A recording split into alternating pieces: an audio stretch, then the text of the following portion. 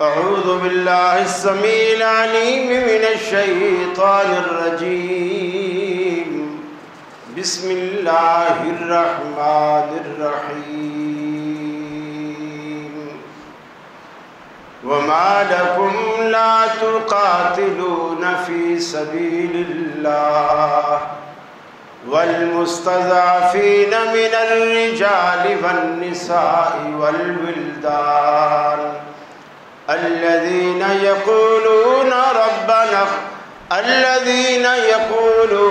ربنا أخرجنا من هذه القرية الظالم أهلها واجعل لنا من لدنك وليا واجعل لنا من لدنك نصيرا.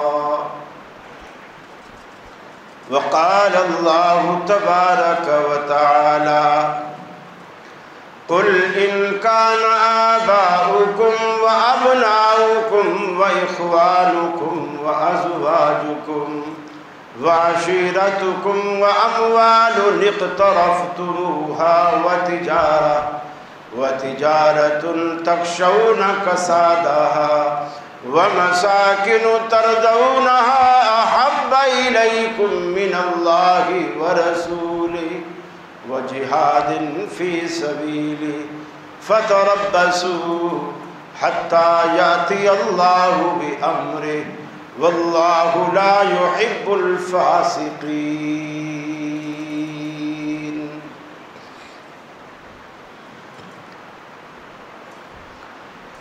اس دور فتن میں اے لوگو ایمان کی حفاظت لازم ہے. دوزخ سے اگر بچنا ہے ہمیں اللہ کی اطاعت لازم ہے. جو دین میں رکھنا ڈالے گا ہم روکیں گے خواہ کوئی بھی ہو. پھر جان کی حفاظت کیا مانی پھر دین کی حفاظت لازم ہے. جب باطل سر پہ چڑھائے جب باطل حق سے ٹکرائے ایمان والو بے خوف و خطر پھر حق کی حفاظت لازم ہے. بزدل نہ بنو بزدل کے لیے جینا بھی گراں مرنا بھی گراں. جینے کو بھی ہمت لازم ہے مرنے کو بھی جرأت لازم ہے. عزیز ساتھیوں دوستوں بزرگوں گزشتہ سے پیوستہ گفتگو ہے. آج اس کا یہ دوسرا حصہ ہے. اس وقت مسجد اقصی مسلمانوں کو پکار رہی ہے. فلسطین سسکیوں اور آہوں میں اپنی مدد کے لیے عالم اسلام کو پکار رہا ہے. مگر اس وقت پوری امت مسلمہ سوائے چند ایک کے لوگ کہتے ہیں نا کہ وہ دھنیا پی کے یا ستو پی کے سوئے ہوئے ہیں. یہ دھنیے اور ستو والا معاملہ بھی نہیں ہے بلکہ بھنگ پی کے سوئے. ہمیں کچھ بھی نظر نہیں آ رہا دنیا میں کیا ہو رہا. ہمیں صرف یہ معلوم ہے کہ صبح بچوں نے ناشتہ کر لیا تھا دوپہر کو بھی کھانا کھا لیا ہے اور رات کا انتظام بھی ہے. لیکن کسی کے بچے نے کھایا نہیں کھایا کسی کے بچے کی مرہم پٹی ہوئی کہ نہیں ہوئی. کتنے ماں باپ ایسے ہیں جن کی نظروں کے سامنے ان کے معصوم بچے بیٹیاں بیٹے ان کی لاشیں پڑی ہیں اور وہ خود بھی ایسی زخمی حالت میں ہیں، وہ ان لاشوں کو دفن بھی نہیں کر سکتے۔ کتنے بچے ایسے ہیں جن کے سامنے ماں باپ کی لاشیں پڑی ہیں اور وہ بلک بلک کے رو رہے ہیں۔ قرآن مجید کی جو 2 آیات میں نے آپ کے سامنے تلاوت کی ہے، ایک سورہ نساء میں سے اور ایک سورہ توبہ میں سے، بڑی عجیب و غریب آیات، مسلمانوں کے ضمیر کو جھنجھوڑ دینے والی۔ اصل میں ہم سمجھ ہی نہیں پائے اب تک کہ مسلم کہتے کسے ہیں۔ ہم یہی سمجھتے ہیں بس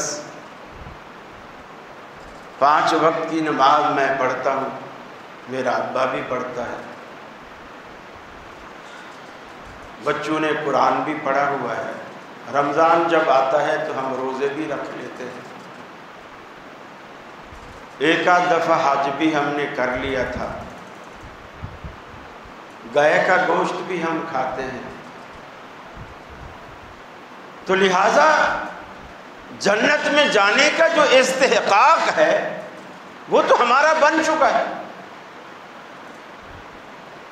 اب کیا چیز ایسی رہ گئی ہے جو ہمیں جنت میں جانے سے روکے گی؟ ترمذی شریف میں آتا ہے اللہ تعالیٰ نے ایک بستی پر عذاب کا فیصلہ کیا، اور فیصلہ بھی ایسا کہ اس بستی کا جو زمین کا ٹکڑا ہے، پورے ٹکڑے کو گویا زمین سے کاٹنا ہے اور کاٹ کے اوپر لے جانا ہے، اور پھر اس کو جیسے توے پر خاتون روٹی ڈالتی ہے، پھر یہ سمجھتی ہے کہ اب یہ سائڈ پک گئی ہوگی تو دوسری سائڈ پکانے کے لیے اس کو پلٹتی۔ اللہ نے فرشتوں سے کہا اس کو کاٹ کے اوپر لے جاؤ، اوپر جا کے اس کو الٹ دو، جو اس کے اوپر والا حصہ ہے اس کو نیچے والا بنا دو اور نیچے والے حصے کو اوپر والا بنا دو۔ فرشتوں نے کہا یا اللہ، اس بستی میں تو تیرا فلاں نیک بندہ بھی ہے جس نے آج تک کوئی گناہ نہیں کیا اور آج تک کوئی نیکی اس نے چھوڑی نہیں۔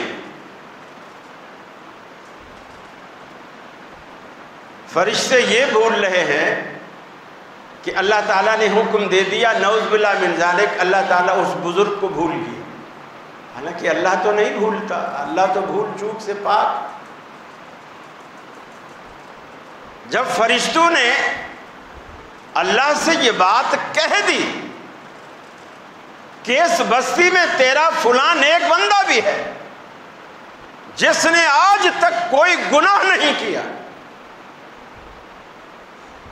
اللہ نے کہا اس کو پہلے پٹکو اور باقی بستی کو بعد، اس کو سب سے پہلے پٹکو۔ ہم نیکیاں تو کر رہے ہیں، نماز، روزہ، حج، زکوٰۃ، تہجد، تسبیح، لوٹا، مصلی، سب کچھ ہمارے ساتھ، لیکن نیکی کے مفہوم کو ہم نہیں سمجھ پاتے۔ جس وقت اللہ کو جو چیز پسند ہو اس وقت صرف وہی کام نیکی ہے، اس کے علاوہ کچھ نیکی نہیں۔ دیکھیے اس کو یوں سمجھیے، ایک بندہ جون جولائی کی تپتی دھوپ میں پیدل چلا رہا ہے، آپ کی سامنے مارکیٹ میں دکان ہے، وہ گلی میں آ رہا ہے، آپ کی دکان کے سامنے آ کے بے ہوش ہو کے گر گیا، تو سب سے پہلے انسان یہی سوچتا ہے کہ اس کو پانی پلائے، گرمی تیز ہے، ممکن ہے یہ پیاس کی شدت سے اس طرح گرا ہو، ہر انسان کوشش کرتا ہے کہ پہلے وہ پانی ڈالے۔ ایک بندے کے بھی ذہن میں یہ نہیں آتا کہ یار گھر سے جاؤ ٹفن روٹی سالن کا لے کر، ہر بندہ پہلے پانی ڈالتا ہے، کیونکہ اس وقت اس کو پانی کی ضرورت ہے، روٹی کی نہیں۔ آپ 1,00,000 روپیہ، آپ پیسے والے ہیں، غلہ کھولیں، 1,00,000 روپے کی گڈی اٹھا کے اس کے سینے پہ رکھ دیں اور اس کو بولیں ہوش میں آ، ہم نے تیرے سینے پر 1,00,000 روپیہ رکھ دیا ہے، اس کے لیے کوئی فائدہ نہیں۔ اس وقت اس کو 1 گلاس پانی چاہیے، 1,00,000 کی گڈی نہیں چاہیے۔ ہم کیا کرتے ہیں؟ جس کو اقبال نے کہا نا کہ ناداں گر گئے سجدے میں جب وقت قیام آیا، جب کھڑا ہونے کا وقت آیا ہم سجدے میں گر گئے۔ ہم یہی تو کر رہے ہیں، کس وقت ہمیں کیا کرنا ہے یہ ہمیں معلوم ہی نہیں۔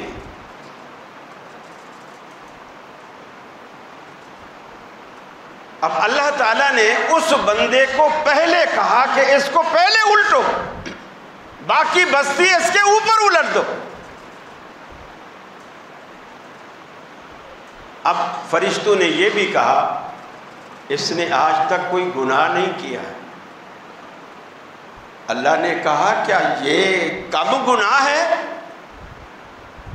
یہ کیا کم گناہ ہے کہ اس کی نظروں کے سامنے گناہ ہوتا تھا، یہ دیکھتا تھا، لیکن گونگا شیطان بنا رہتا تھا اور کسی کو کچھ نہیں کہتا تھا۔ ظلم اس کے سامنے ہوتا تھا،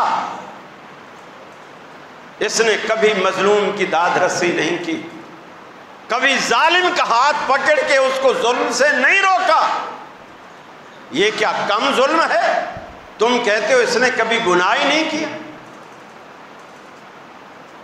فرشتوں نے بالکل اسی طرح سوچا جس طرح ہم سوچتے ہیں، جس طرح ہم سوچتے ہیں کہ میاں میں تو حلال حرام کا بھی بڑا خیال رکھتا ہوں، نماز بھی میں تکبیر تحریمہ کے ساتھ پڑھتا ہوں، رمضان کا کوئی روزہ بھی میں نے نہیں چھوڑا، حتیٰ کہ تراویحاں بھی میں نہیں چھوڑتا۔ فرشتوں نے اسی طرح سوچا کہ یہ تو کوئی نیکی چھوڑتا ہی نہیں، اتنا بڑا نیک آدمی۔ اللہ نے کہا اس سے بڑا گناہ اور کیا ہوگا کہ ظلم اس کی نظروں کے سامنے ہوتا تھا اور یہ دیکھی اندیکھی کر دیتا تھا، چشم پوشی کرتا تھا کہ ہماری ذمہ داری تھوڑی ہے، ہمارا کام تھوڑی ہے۔ قرآن نے بڑی عجیب بات کی، فرمایا وَمَا لَكُمْ لَا تُقَاتِلُونَ فِي سَبِيلِ اللَّهِ، ارے تمہیں کیا ہو گیا، اللہ کے راستے میں تم قتال کیوں نہیں کرتے، اللہ کے راستے میں تم جہاد کیوں نہیں کرتے؟ وَالْمُسْتَضْعَفِينَ مِنَ الرِّجَالِ وَالنِّسَاءِ وَالْوِلْدَانِ، مردوں میں سے، عورتوں میں سے، بچوں میں سے جو کمزور ہیں، ضعیف ہیں، مرد بھی، عورتیں بھی، بچے بھی جو ضعیف ہیں، الذین یقولون، جو اللہ رب العالمین کے سامنے فریاد کرتے ہیں اے ہمارے رب اخرجنا من هذه القرية الظالم اهلها، اس بستی سے ہمیں نکال جس بستی کے رہنے والے ظالم بن چکے ہیں، مرد بھی رب العالمین سے یہی درخواستیں کرتے ہیں، عورتیں بھی، بچے بھی، بوڑھے بھی، جوان بھی، اخرجنا من هذه القرية الظالم اهلها، اے اللہ جس بستی کے باشندے ظالم بن چکے ہیں ہمیں اس بستی سے نکال دے۔ اے اللہ فلسطین کی سرزمین ہمارے لیے تنگ ہو گئی ہے، ہمیں یہاں سے نکال دے۔ وَاجْعَل لَّنَا مِن لَّدُنكَ وَلِيًّا وَاجْعَل لَّنَا مِن لَّدُنكَ نَصِيرًا، اے اللہ اپنے پاس سے ہمارے لیے، اپنے پاس سے ہمارے لیے کوئی حمایتی، ہمارے لیے کوئی مددگار پیدا فرما، سبب کسی کو بھی بنا، لیکن ہم تیری مدد اور نصرت و تائید کے محتاج ہیں، ہم تو کمزور ہیں، بے سر و سامانی کے عالم میں ہیں، ہمارے پاس لڑنے کا سامان تو دوسری بات، کھانے پینے کی چیزیں بھی ہمارے پاس نہیں ہیں۔ وَاجْعَل لَّنَا مِن لَّدُنكَ وَلِيًّا وَاجْعَل لَّنَا مِن لَّدُنكَ نَصِيرًا، اے الہ العالمین ہم جتنے کمزور، جتنے لٹے پٹے ضرور ہیں، لیکن مدد تو تجھ سے مانگتے ہیں، للچائی نظروں سے تو تجھے ہی دیکھتے ہیں، نصرت و تائید کے طلبگار تو تیرے در پہ ہیں، اپنے خالی دامن اور خالی جھولیاں تو تیرے سامنے پھیلاتے ہیں، اپنوں اور اپنے بچوں کی خیر تو تجھ سے مانگتے ہیں، تو مسبب الاسباب ہے، ہمارے لیے کوئی ایسا سبب بنا دے، الہ العالمین ایسا کوئی سبب بنا دے۔ قرآن مجید نے بڑی 8 باتیں رب العالمین نے کہیں، 8 باتیں فرمایا قُلْ إِنْ كَانَ آبَاؤُكُمْ وَأَبْنَاؤُكُمْ، اگر دنیا میں تمہارے ماں باپ اور تمہاری اولادیں، وَإِخْوَانُكُمْ تمہارے بھائی بند، وَأَزْوَاجُكُمْ تمہاری بیگمات، وَعَشِيرَتُكُمْ تمہارے خیش قبیلے خاندان، وَأَمْوَالٌ اقْتَرَفْتُمُوهَا اور تمہارے وہ مال جو بن کمائے، بن محنت کے نہیں ملتے، تم انہیں کماتے ہو، تم انہیں کسب کرتے ہو محنت کر کے، دکان پہ بیٹھ کر، وَتِجَارَةٌ تَخْشَوْنَ كَسَادَهَا اور ایسی تجارت جس کے نقصان اور خسارے سے تم ہر وقت تمہیں دھڑکا لگا رہتا ہے، تجارت میں گھاٹا نہ آ جائے۔ اور 8ویں اور آخری بات وَمَسَاكِنُ تَرْضَوْنَهَا اور تمہاری وہ مساکن، تمہارے وہ مسکن، تمہاری وہ حویلیاں، تمہاری وہ کوٹھیاں، احب الیکم جو تمہیں زیادہ محبوب ہیں۔ یہ 8 باتیں رب العالمین نے کہنے کے بعد ان کا مقابلہ 3 باتوں سے کیا، 8 باتوں کا مقابلہ 3 باتوں سے کیا، احب الیکم من اللہ ورسولہ وجہاد فی سبیلہ، بس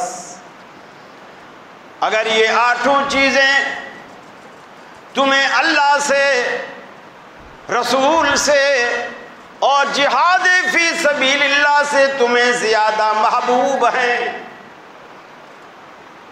تو پھر فرمایا یہ نہیں کہ پھر تم نمازیں پڑھ کے خود کو بخشواؤ، روزے رکھ کر خود کو بخشواؤ، زکاتیں دے کر خود کو بخشواؤ، حج کر کے خود کو بخشواؤ، اگر یہ 3 چیزوں کے مقابلے میں جو 8 چیزیں رب نے گنوائی ہیں، اگر یہ 8 چیزیں تمہیں زیادہ محبوب ہیں، زیادہ محبوب ہیں تمہارے ماں باپ، تمہاری اولادیں، تمہارے بھائی بہن، تمہاری بیویاں اور تمہارے مال جو تم کماتے ہو، تمہارے خیش قبیلے خاندان، یہ گجر برادری، یہ جٹ برادری، یہ ارائیں برادری، یہ قریشی برادری، اگر یہ سارے سسٹم تمہارے زیادہ محبوب ہیں اور تمہارے وہ مال جو تم نے کما کے بینکوں میں جمع کر رکھے ہیں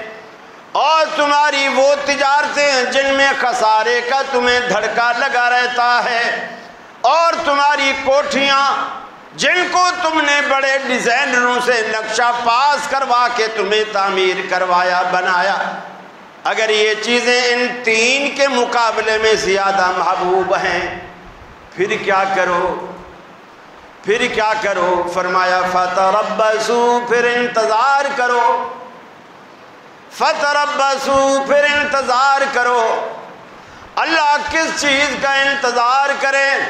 حتی یاتی اللہ بامرہ، یہاں تک کہ رب العالمین کی طرف سے عذاب کا حکم آ جائے، اللہ کی طرف سے عذاب کا فیصلہ سنا دیا جائے، اس کا انتظار کرو۔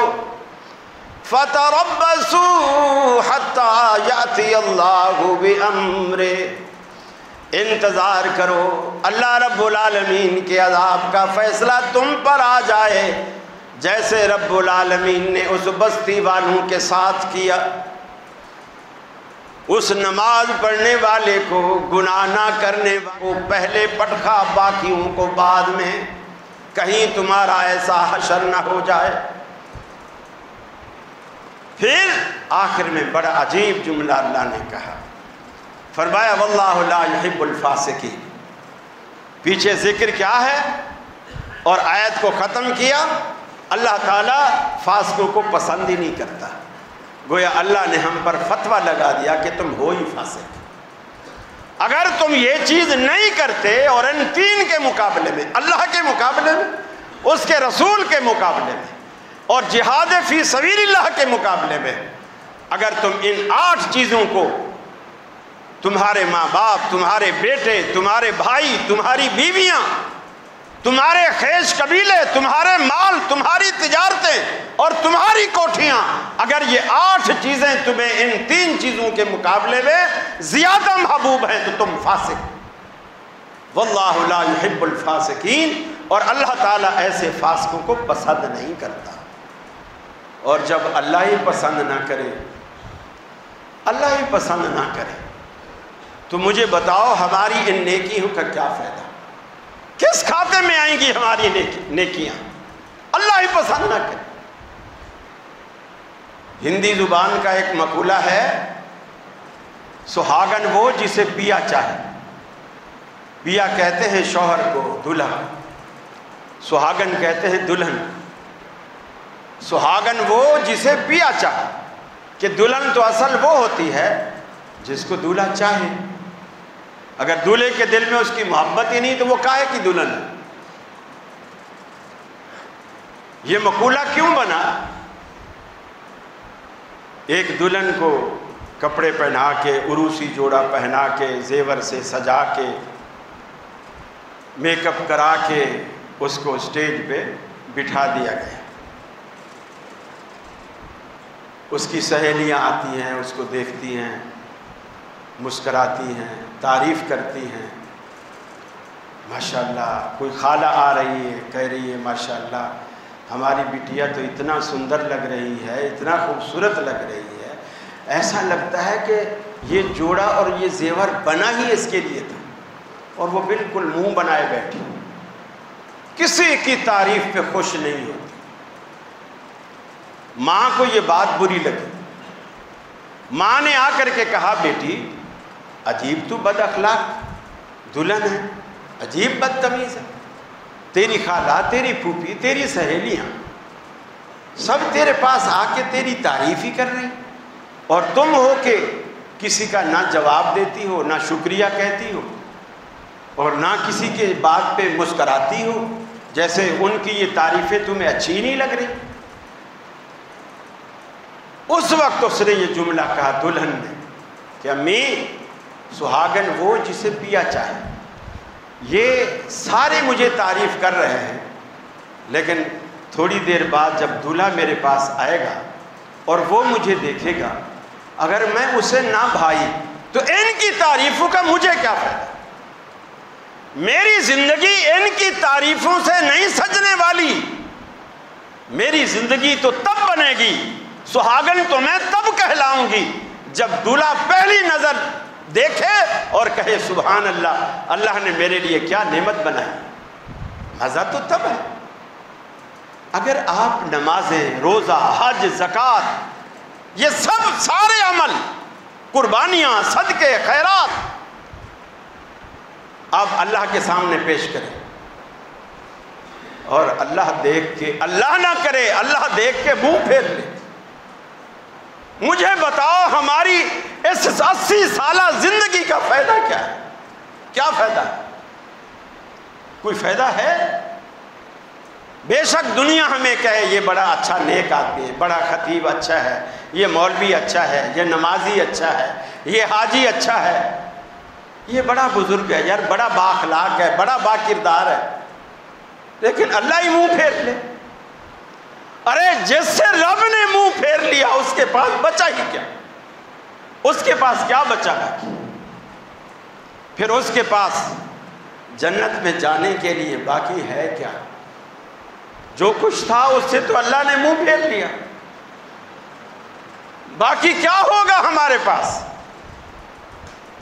اللہ تعالیٰ نے اتنی سخت جملے قرآن مجید کی ان آیات میں اللہ نے بیان کیے، آپ کبھی تنہائی میں، خلوت میں بیٹھ کر ان آیات کو نکالیں، ان کی تفسیر پڑھیں، اللہ نے کس موقع پر کب یہ کن لوگوں کے لیے بات کہی تھی؟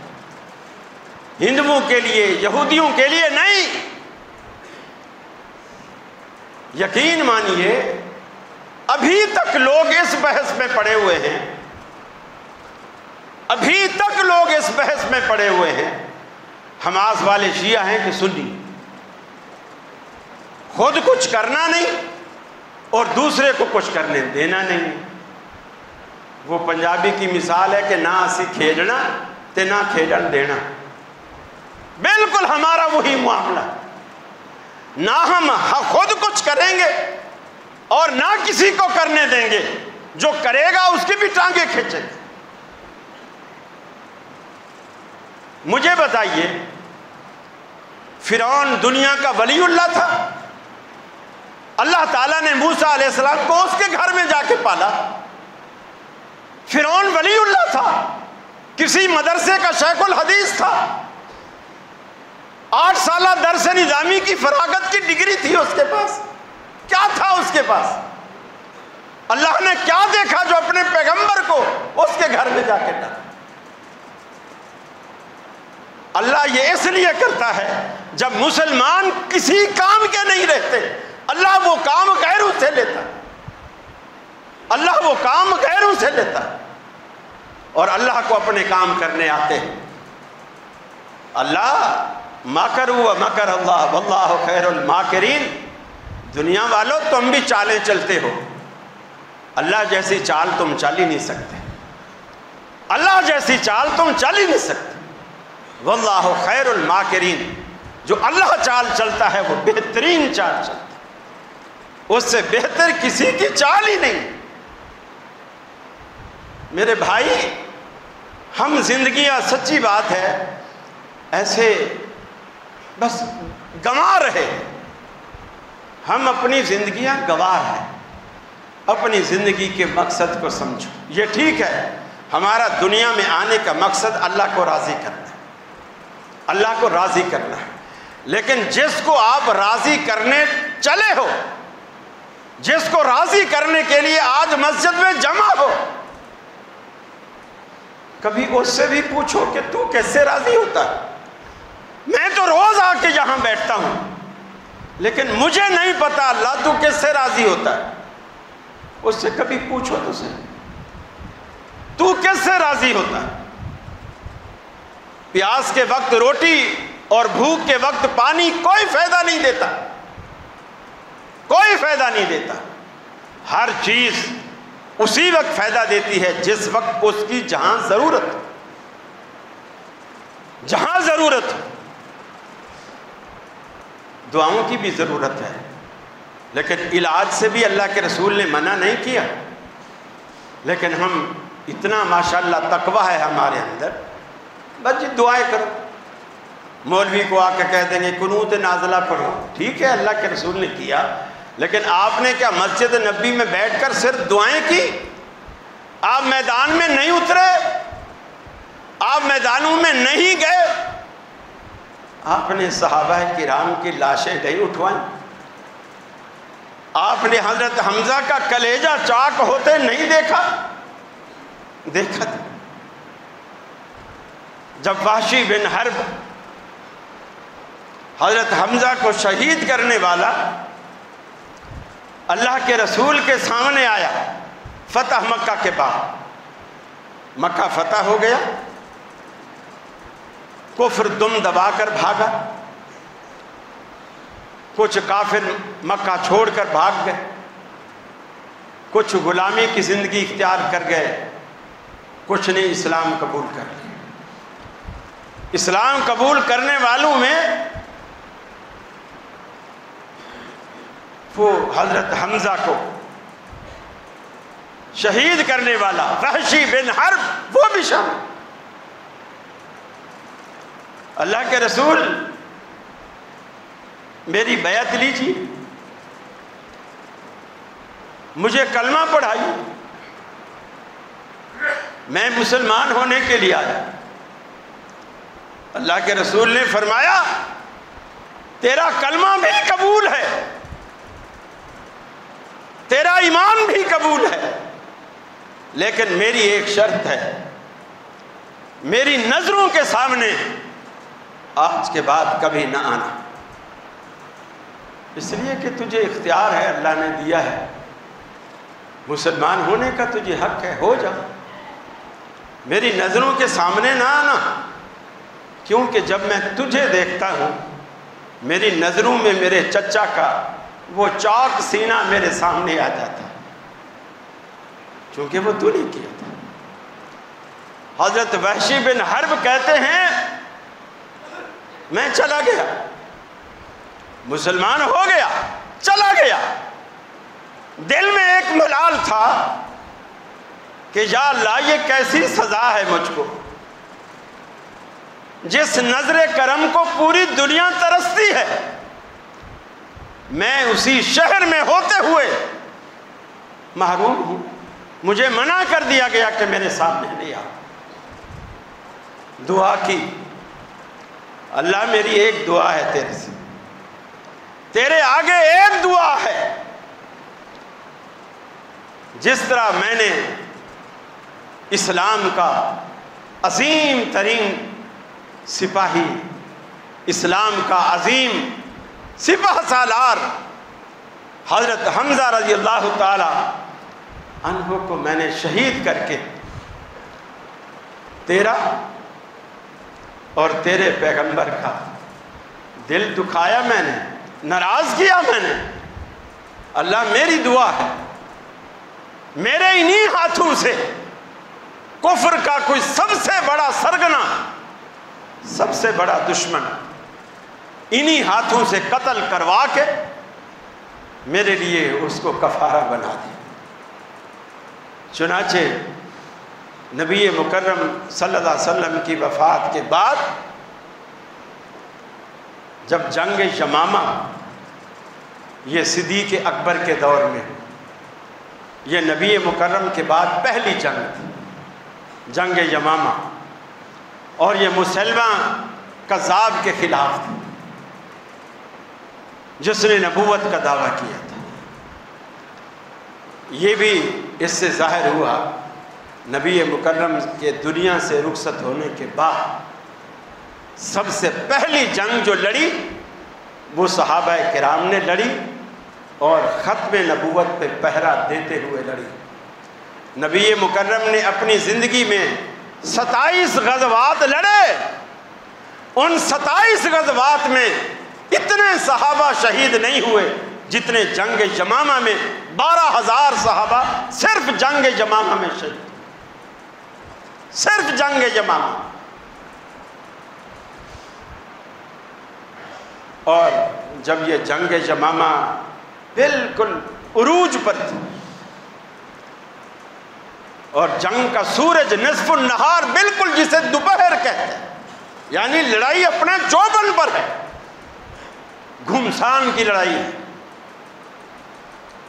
لڑنے کا یہی ایک طریقہ ہوتا تھا، پہلے ایک بندہ جاتا تلوار لے کے جاتا، دوسرا تلوار لے کے آتا، وہ آپس میں تلواریں ٹکراتے، وار کرتے، وہ بچاتا وہ مارتا، کبھی دو دو جاتے، پھر کبھی گھمسان کی لڑائی ہوتی، کوئی فوجیں گتھم گتھا ہو جاتی، گھمسان کی لڑائی ہو گئی تو میدان کے عین بیچ میں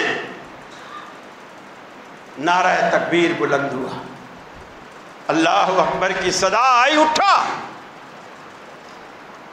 اور اس نے کہا میں نے مار ڈالا، میں نے مار ڈالا۔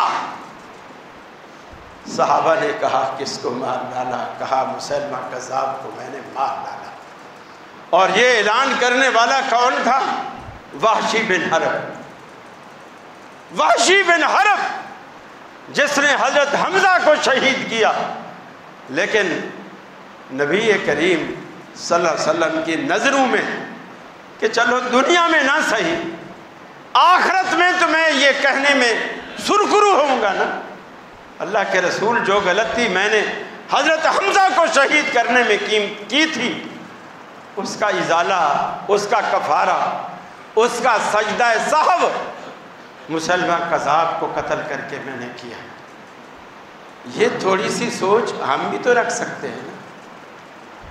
اللہ ہم سے ہمارے ہاتھوں سے بھی کوئی ایسا کام کرا دے کہ روز آخرت تیرے نبی کی مجلس میں بیٹھ تو سکے، تیرے نبی کی مجلس میں ہم سر کو فخر سے اٹھا کر تو بیٹھے، نبی کی آنکھوں میں آنکھیں تو ملا سکے، شرم سے سر جھکے ہوئے تو نہ ہوں، ایسا ہم بھی سوچ سکتے ہیں۔ اللہ تو وہی ہے، اللہ نہیں بدلا اور نہ ہی بدلے گا، اللہ وہی ہے، ہمیشہ سے ہے، ہمیشہ رہے گا۔ بس مانگنے والے دامن بدلتے ہیں، ہاتھ بدلتے ہیں، جذبے بدلتے ہیں، لوگ بدلتے ہیں، نوازنے والا تو ایک ہے، وہ نہیں بدلتا، آج بھی اس سے مانگو۔ یقین مانیے ام عمارہ بوڑھی تھی، کسی کو پتہ ہی نہیں چلا، جب جنگ یمامہ ہوئی یہ چھپ چھپا کے اس جنگ میں شریک ہو، جنگ میں شریک ہو گئے، اور اس نے ایک دعا کر رکھی تھی، دیکھو اللہ تعالیٰ کیسے دعائیں سنتا اور قبول کرتا۔ اس نے ایک دعائیں کر رکھی تھی کہ اے اللہ مجھے اس وقت تک موت نہ دینا جب تک میں مسلمہ کذاب کی لاش کو، اس کا مرا ہوا چہرہ نہ دیکھ لوں، مجھے اس وقت تک موت نہ دینا۔ چنانچہ یہ اسی میدان میں اس وقت اس نے خود کو ظاہر کیا جب مسلمہ کذاب کے مرنے کا اعلان ہوا اور وحشی بن حرب نے کہا کہ میں نے اسے مار ڈالا، وہ سجدے میں گر گئی، اللہ تعالیٰ شکر ہے اب میرے لیے مرنا آسان ہے۔ یہ جذبے پیدا کیے۔ کہنے کو وہ ایک عورت جو ہمارے ہاں صنف نازک کہلاتی ہے، کمزور دل والی کہلاتی ہے، اور پھر وہ بوڑھی بھی ہے، لیکن جذبے دیکھو کتنے جوان ہیں۔ اے اللہ ہمارے اندر وہ صحابہ کرام جیسی غیرت، وہ جذبے، وہ ایمان، وہ ایمانی حرارت ہمارے اندر پیدا فرما دے، اور تیرے خزانے میں کوئی کمی نہیں، تو ہمیں اپنے فضل سے یہ نعمتیں نواز دے۔ وآخر دعوانا ان الحمد للہ رب